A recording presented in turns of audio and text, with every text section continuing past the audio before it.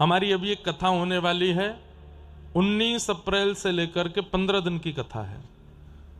दृष्टता हमारी की 15 ही दिन दिए हैं, नहीं तो होनी तो वो 1 महीने की थी। नासिक दत्त धाम में अद्भुत स्थान है।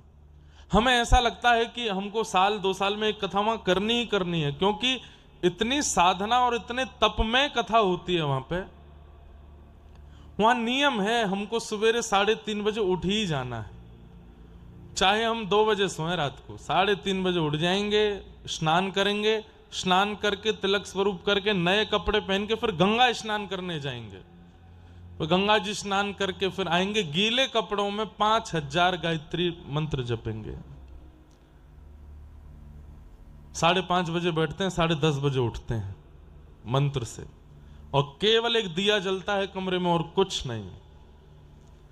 किसी का स्पर्श नहीं कर सकते, कोई हमें छू नहीं सकता, हम किसी को नहीं छू सकते, सिले हुए वस्त्र नहीं पहनेंगे, क्षोभ क्रिया कुछ करेंगे नहीं, बोल किसी से सकते नहीं, मौन रहेंगे। 10:30 बजे जब अपने जप से उठेंगे, फिर से स्नान करने गंगा जी जाएंगे। त्रिकाल स्नान है, सुबह दोपहर शाम।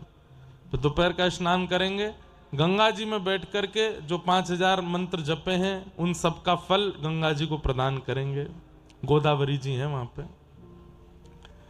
गोदावरी जी को प्रणाम करके फिर आएंगे, फिर कुछ पाएंगे। 11 बजे कुछ पाएंगे, 11-12 बजे पाने के बाद, और वो पाया हुआ प्रसाद भी ब्राह्मण बनाएंगे अपने हाथ से।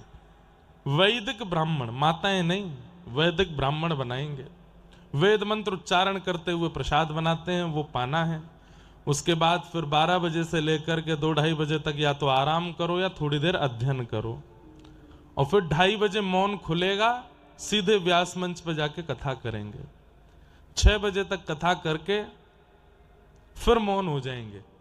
मंच से उतरते ही सीधे फिर गोदावरी जी जाएंगे, फिर स्नान करेंगे। स्नान करने के बाद फिर सूर्यास्त तक प्रतीक्षा करेंगे।